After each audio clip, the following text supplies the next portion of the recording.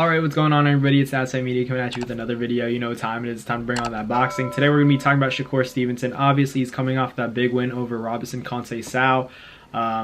This past Saturday. It was a pretty impressive performance from Shakur. He had it in Newark. Unfortunately, I wasn't able to go. I have school. It's the worst.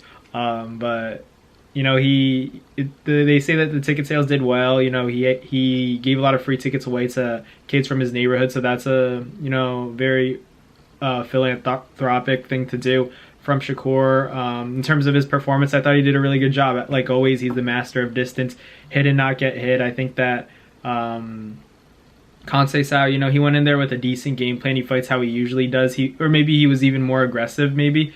But I just feel like his shots were a little bit too wide. I feel like Shakur, your shots have to be straighter and more direct to your target if you're going to fight a guy like Shakur, because if he sees you move a muscle, he's going to react. A lot of people like to say he bites on feints a lot, but I would disagree. I think that his reaction time is just good, just like a Floyd Mayweather or something like that. But I thought it was a good performance. I was impressed. Obviously, he didn't get the stoppage win. A lot of people are talking about the fact that he missed weight. People are calling him a weight bully. I feel like my personal opinion on that is that he's not at all a weight bully. I think that Shakur has been, like what he said in his tweet, he's been professional his whole life. Maybe it's just getting hard to really make 130 nowadays. And then he vacated the titles. We expected to see him move up eventually. I'm not giving him an excuse. You should always make weight in the sport of boxing to keep it on an even playing field. Every fighter has to go through cutting weight. But I think that Shakur is in a position where it is time to move up. The talent maybe wasn't up to par in terms of the 130-pound division. So I think that it's time. I think it's time that we see those bigger fights. I don't expect him to fight at Devin Haney right off the bat, but I feel like that's a potential opponent, not too far down in the future. But I'll break down that kind of fight style matchup in another video. But I think that Shakur is not a weight bully.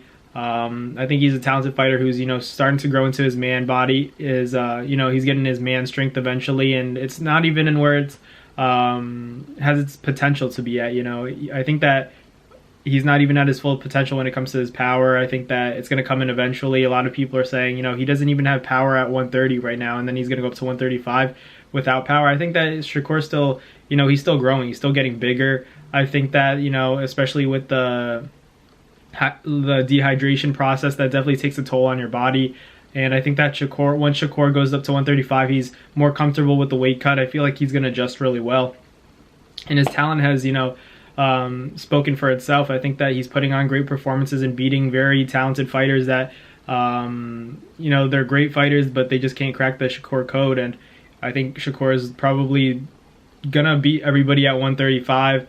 I think Devin Haney and Tank are the only guys that really give him trouble. At least right now. Obviously, there's a lot of talent. That's a hot division, the lightweight division, but we'll see what happens. But I want to thank you guys for watching this video. Like, comment, and subscribe. What do you think about Shakur Stevenson? Is he a weight bully? Is he not? I'm going to say no. But let me know in the comments what you guys think, and I'll catch you guys later. Peace. Well, that's going to do it for another Fight Media video. Thank you guys so much for watching. I hope you guys enjoyed. Thank you guys for the constant support. Salute to you always.